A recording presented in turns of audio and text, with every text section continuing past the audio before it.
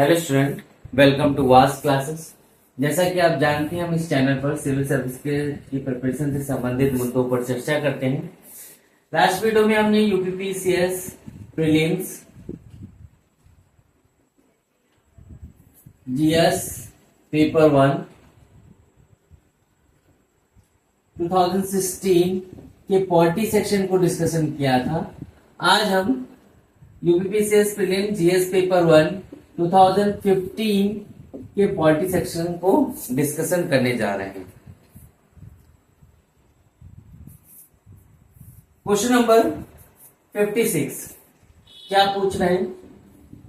भारतीय संविधान का निम्नलिखित में से कौन सा अनुच्छेद आर्टिकल भारत के राष्ट्रपति में अध्यादेश जारी करने की शक्ति प्रदान करता है?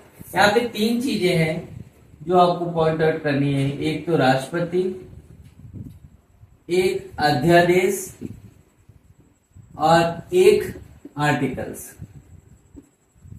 ठीक है, मतलब कि आपको जब सिलेबस कवर करना है, बुक पढ़नी है, तो इन चीजों पर ध्यान देना है, बहुत जरूरी है। राष्ट्रपति, अध्यादेश और आर्टिकल। ठीक है, अब कह रहे हैं कि कौन सा आर्टिकल है। ठीक है, भारतीय संविधान के निम्नलिखित में से कौन सा अनुच्छेद भारत के राष्ट्रपति में अध्यादेश जारी करने की शक्ति प्रदान करता है?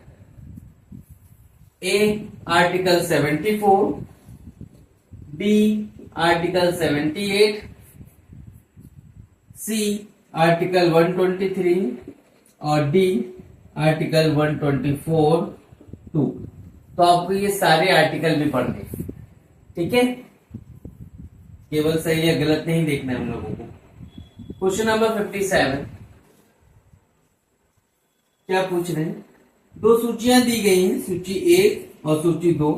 एक में प्रावधान दिए गए हैं और एक में संविधान के अंतर्गत अनुच्छेद संख्या दी गई है। संविधान के अंतर्गत अनुच्छेद संख्या।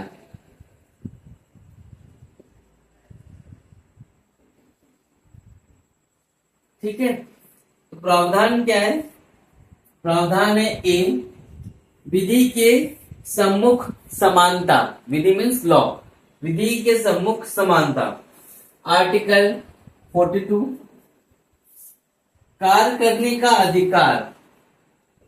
आर्टिकल 45, सी कार्य करने के लिए सही और मानवीय स्थितियां। आर्टिकल 14, डी बच्चों के लिए मुफ्त तथा अनिवार्य शिक्षा। आर्टिकल 41। डायरेक्ट भी मैच कर सकते हैं, क्रॉस भी मैच कर सकते हैं। मेन मोटिव आपका क्या है?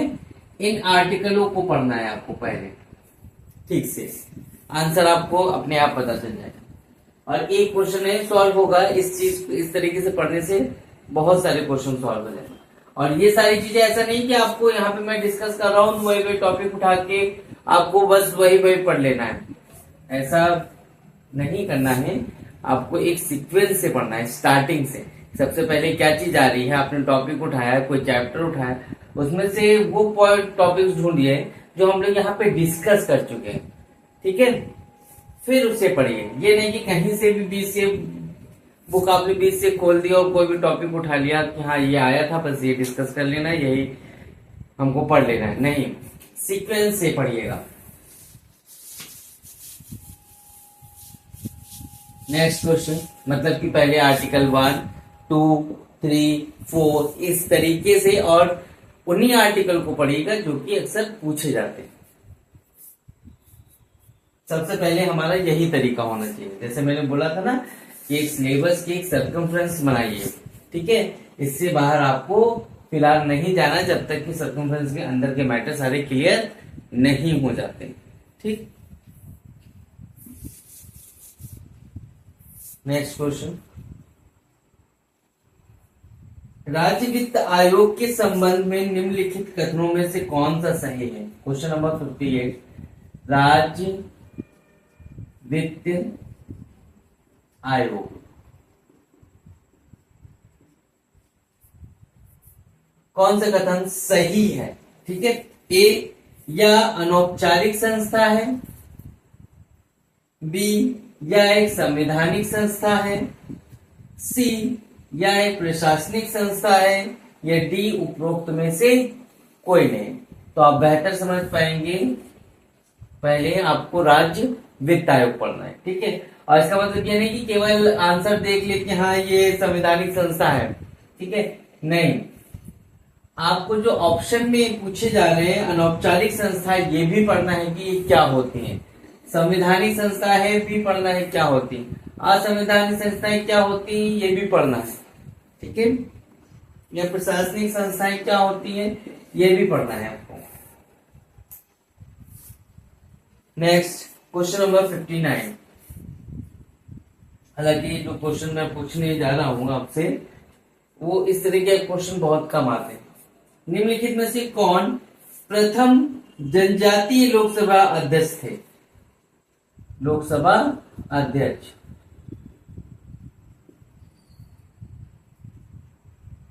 ये भी पूछा जाता है किसका कार्यकाल कब से कब तक रहा, तो आपको ये पता होना चाहिए। लोकसभा, राज्यसभा, ठीक है, प्रधानमंत्री, राष्ट्रपति कब से कब तक रहे। तो एक पूछ रहे हैं प्रथम जनजातीय लोकसभा अध्यक्ष, ए जीवी मावलंकर, बी जीएमसी बाल योगी, सी मनोहर जोशी, डी पीए संगमा। ठीक है, ये तो कट टू कट क्वेश्चन है, मतलब कि सीधा सीधा है, ये आपको इसी तरीके से पढ़ना होगा। नेक्स्ट क्वेश्चन नंबर 60 क्या पूछ रहे हैं? भारतीय संविधान की 11वीं अनुसूची, कितनी अनुसूचियां होती हैं जरा देखिएगा, फिर से डिस्कशन किया हुआ है। 11वीं अनुसूची,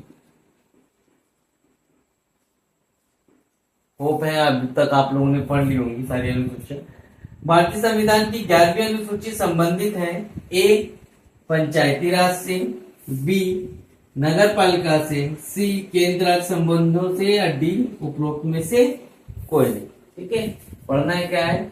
11वीं अनुसूची। नेक्स्ट 61, ये आपको बुक किस लाइफ के लिए भी जो क्वेश्चन डिस्कशन करने जा रहा हूं, एग्जाम पर्पज से भी और अपनी डेली लाइफ से भी बेहतर होगा कि आप अगर सिविल सर्विसेज की प्रिपरेशन कर रहे हैं तो ज्यादातर चीजें आप अपनी डेली लाइफ जो नॉर्मल लाइफ है उनसे जोड़ कर पढ़िए, तो इतना बढ़िया कॉन्सेप्ट क्लियर होगा जिसकी आप उम्मीद भी नहीं कर सकते। जैसे कि सूचना का अधिकार, कभी आपने आरटीआई फाइल की है? नहीं की होगी शायद, और कुछ में की भी होगी। सूचना का अधिकार के संबंध में निम्नलिखित में से कथनों में से कौन सा सही है? आरटीआई, ठीक है, यह एक राजनीतिक अधिकार है सूचना का अधिकार, ठीक है, यह एक संवैधानिक अधिकार है बी, या सी एक विधिक अधिकार है, या डी एक सामाजिक अधिकार है। इस तरीके का अधिकार है, जब आप सूचना का अधिकार पढ़ेंगे तो क्लियर हो जाएगा। नेक्स्ट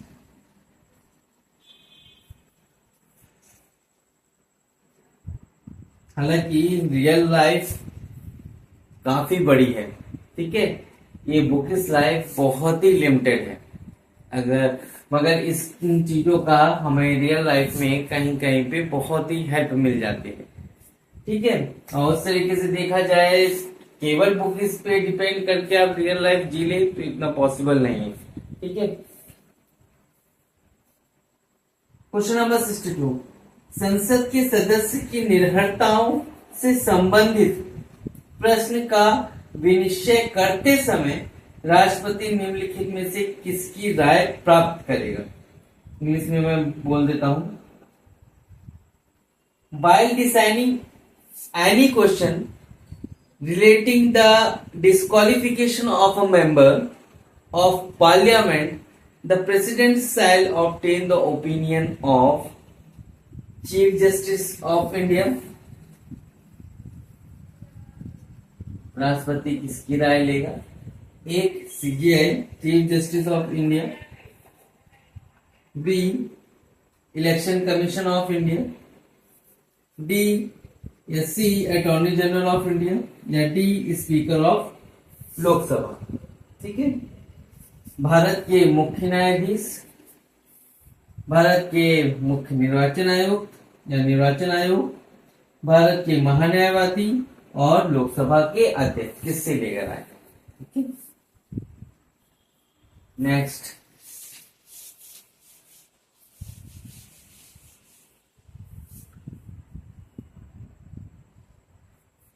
निम्नलिखित में से कौन अपने प्रधानमंत्रित्व काल में लोकसभा के सदस्य थे?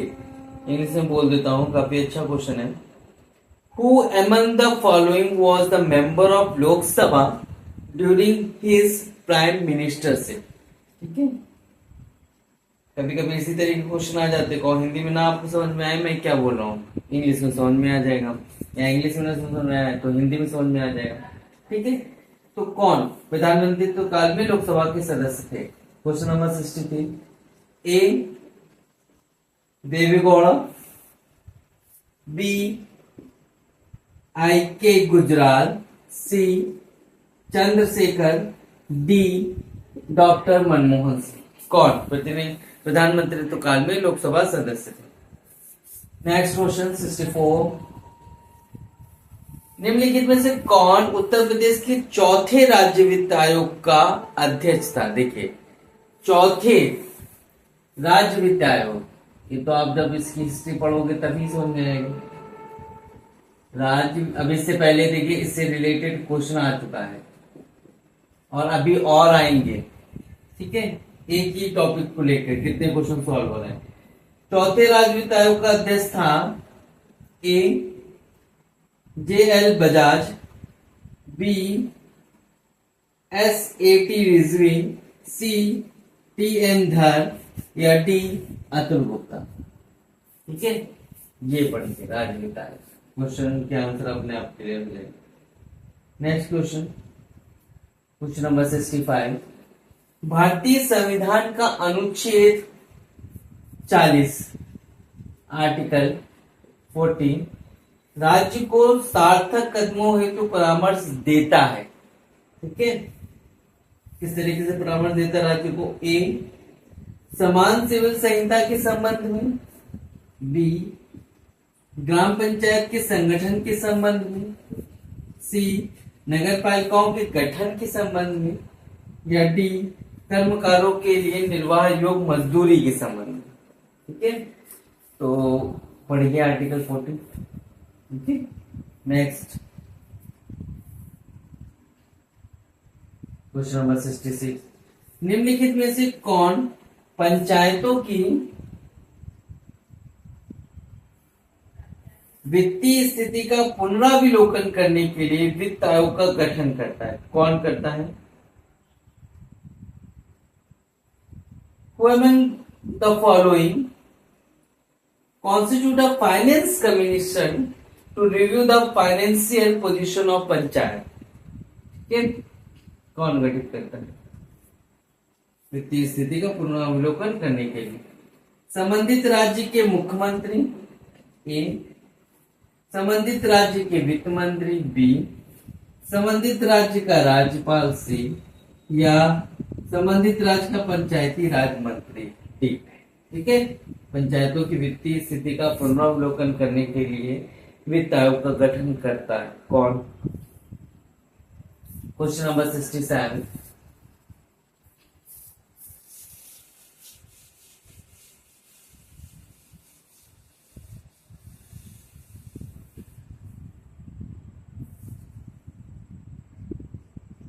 किसी राज्य में राज्यपाल की नियुक्ति संविधान के किस अनुच्छेद के तहत होती है? आर्टिकल राज्यपाल, मेन क्या पढ़ना है आपको? राज्यपाल। ए 153, बी 154, सी 155 या डी 156। किस राज्य में राज्यपाल की नियुक्ति संविधान के अनुच्छेद, किसी राज्य में राज्यपाल की नियुक्ति संविधान के अनुच्छेद के तहत होती है?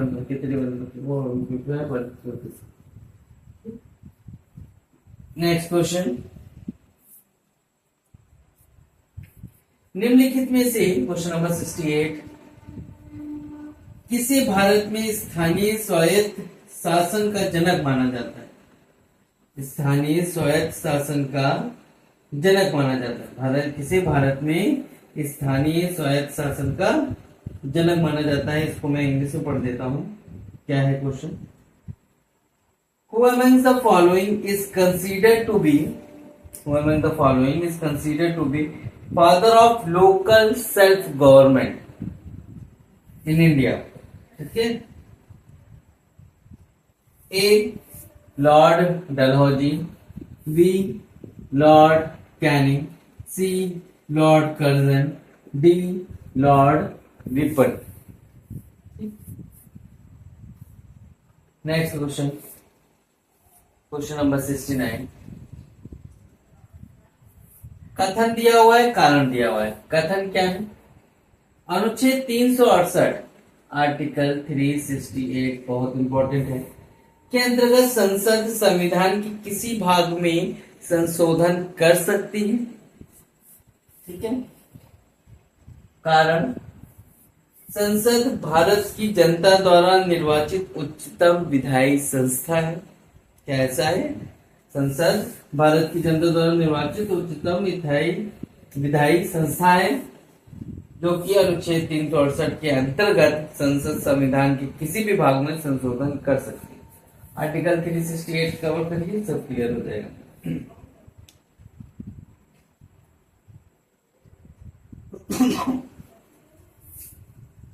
क्वेश्चन नंबर 70, निम्नलिखित में से कौन भारत में संघ राज्य संबंध से संबंधित नहीं है?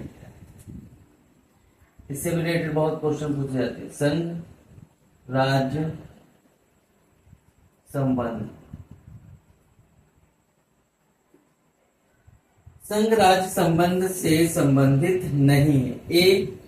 सरकारी आयोग, बी. राजमंडाल समिति, सी. इंद्रजीत गुप्ता समिति, डी. पुंछी आयोग। ठीक है। ये पहली बात तो क्वेश्चन ही बहुत इंपॉर्टेंट है, संघ राज्य संबंध। ठीक, भारत में संघ राज्य संबंध से संबंधित नहीं है। ठीक है, गौर करिएगा, नहीं है। ए. सरकारी आयोग जरूर पढ़िए, बी. राजमंडाल समिति जरूर पढ़िए, इंद्रजीत गुप्ता समिति जरूर पढ़िए और पुंछी आयोग जरूर पढ़िए। बहुत इंपॉर्टेंट है।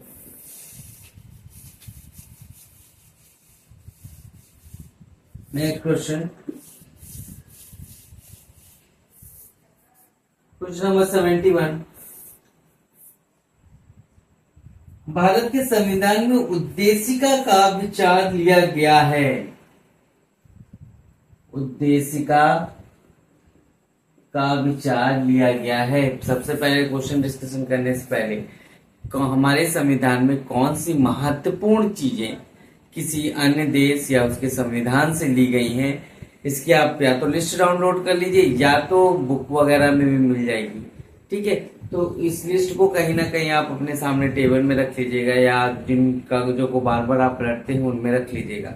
ठीक है, रिवीजन करते समय सबसे पहले ये सारी चीजें। तो उद्देशिका का विचार लिया गया है इटली के संविधान से, बी. कनाडा के संविधान से, सी. फ्रांस के संविधान से, डी. यूएसए के संविधान से। कहां से लिया? ठीक है। नेक्स्ट क्वेश्चन, निम्नलिखित में से किन अनुच्छेदों को राष्ट्रीय आपातकाल के दौरान निलंबित नहीं किया जा सकता? ठीक है, मतलब कि उन अनुच्छेदों को राष्ट्रीय आपातकाल भी लग जाए तब भी निलंबित नहीं किया जाएगा। A. Article 14-15, B. Article 19-20, C. Article 21-22 या डी. आर्टिकल 20-21। ठीक है। नेक्स्ट क्वेश्चन नंबर 73, निम्नलिखित में से किसको अपने कर्तव्यों के पालन में भारत के राज्य क्षेत्र में सभी न्यायालयों में सुनवाई का अधिकार होगा? ठीक है, राज्य क्षेत्र में, भारत के राज्य क्षेत्र में सभी न्यायालयों में सुनवाई का अधिकार होगा। कौन वे अपने कर्तव्यों को पालन में? ए, महाधिवक्ता पढ़ना है आपको। बी, महान्यायवादी पढ़ना है। सी, अतिरिक्त महाधिवक्ता को पढ़ना है। और डी कह रहा है कि उपरोक्त में से कोई। ठीक है, तो इनमें से किसको अपने कर्तव्य के पालन में भारत के राज्य क्षेत्र में सभी न्यायालयों में सुनवाई का अधिकार है? महान्यायवादी इंपॉर्टेंट, महाधिवक्ता इंपॉर्टेंट, अतिरिक्त महाधिवक्ता इंपॉर्टेंट। ठीक, नेक्स्ट क्वेश्चन पे चलते हैं।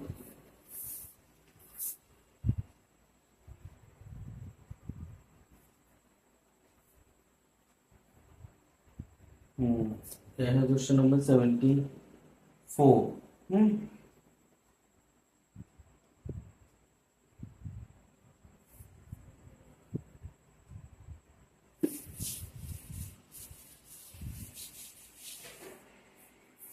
क्या कह रहे हैं क्वेश्चन नंबर 74? एक कथन दिया है, एक कारण दिया है। एक कथन और कारण। ठीक? भारत का संविधान सबसे अधिक लंबा हो गया है। कथन। कारण, मौलिक अधिकारों का अध्याय अमेरिकन संविधान के मॉडल से लिया गया है। मतलब कि इनका कहने का मतलब ये है कि भारत का संविधान सबसे अधिक लंबा हो गया है। कारण, इसका कारण क्या है कि यह क्योंकि इसमें मौलिक अधिकार का जो अध्याय वो अमेरिकन संविधान के मॉडल से लिया गया है। इस कारण से भारत का संविधान लंबा हो गया। क्या ऐसा है कि नहीं है, ये तो आप ही बताएंगे। नेक्स्ट क्वेश्चन, निम्नलिखित में से कौन सही सुमेलित नहीं है? ध्यान दीजिएगा, सही सुमेलित नहीं। A, Motilal Nehru, Nehru report. B, M K. Gandhi, Champaran आंदोलन। C, S C. Bose, forward bloc. और डी, एम.ए. जिन्ना, खिलाफत आंदोलन। ठीक है, तो बताइएगा कौन किससे सही सुमेलित नहीं है? Motilal Nehru, Nehru report, M K. गांधी, चंपारण आंदोलन, S C. Bose, forward bloc, M A. Jinnah, Khilafat आंदोलन। ठीक है, आगे बढ़ते हैं।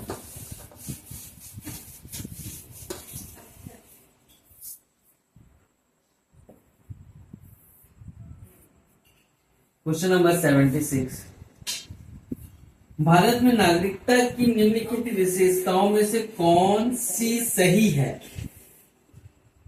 नागरिकता,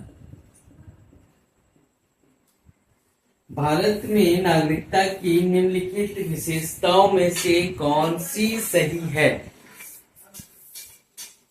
ए, राज्य तथा राष्ट्र की दोहरी नागरिकता। बी, राज्य की एकल नागरिकता। सी, संपूर्ण भारत की एकल नागरिकता। और डी, भारत और अन्य देशों की दोहरी नागरिकता। ठीक है, तो कौन सा कथन सही लगता है? नागरिकता पढ़िए, क्लियर हो जाएगा। हालांकि बहुत इजी क्वेश्चन है, आप भी जानते होंगे अगर पॉलिटी पढ़ी है थोड़ी बहुत भी। क्वेश्चन नंबर 77, भारतीय संविधान के किस अनुच्छेद में 42वें संविधान संशोधन विधेयक द्वारा 42वें संविधान संशोधन विधेयक द्वारा मूल कर्तव्यों को सम्मिलित किया गया? बहुत इंपॉर्टेंट क्वेश्चन है। 42वें संविधान संशोधन विधेयक द्वारा किस अनुच्छेद में मूल कर्तव्यों को सम्मिलित किया गया? ए, 50 में। बी, 51A में मूल कर्तव्य है। सी, 52 में है। या डी, 53 में? किसमें है मूल कर्तव्य? ठीक है, नेक्स्ट क्वेश्चन 78, उच्चतम न्यायालय ने निम्नलिखित में से किस मामले में पाया कि केंद्रीय अन्वेषण शाखा एक पिंजराबंद तोता है? इंग्लिश में बोल देता हूँ, बहुत अच्छी तरीके से क्लियर हो जाएगा।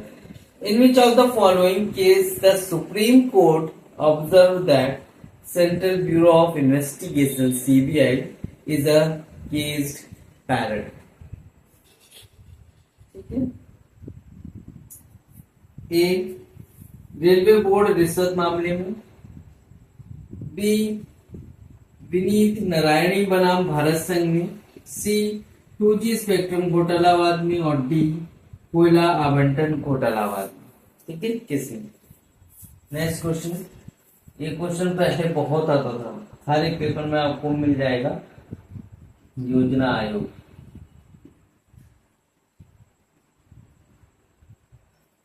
का अंत किस प्रधानमंत्री ने किया? A, Narendra Modi. B, Morarji Desai. C, Atal Bihari Vajpayee. D, I K. Patel. किसने अंत किया योजना आयोग का?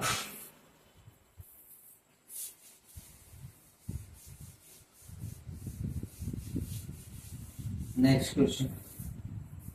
राष्ट्रीय मतदाता दिवस मनाया जाता है।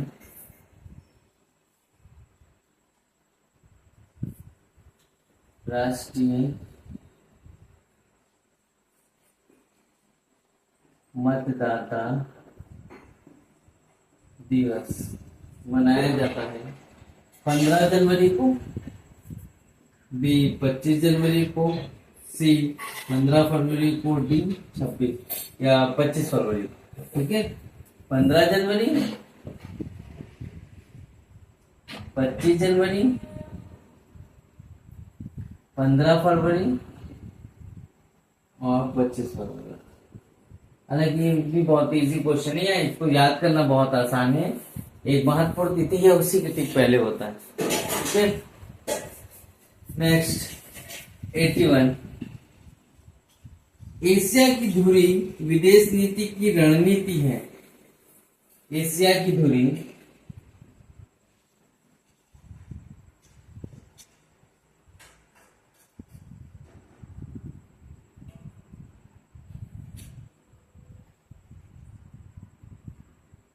एशिया की धुरी विदेश नीति की रणनीति है भारत की।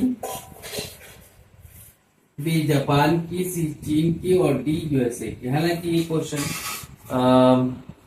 आपका इंटरनेशनल चीजों से रिलेटेड है। ठीक है, चलिए आज के लिए बस इतना ही। Thank you so much.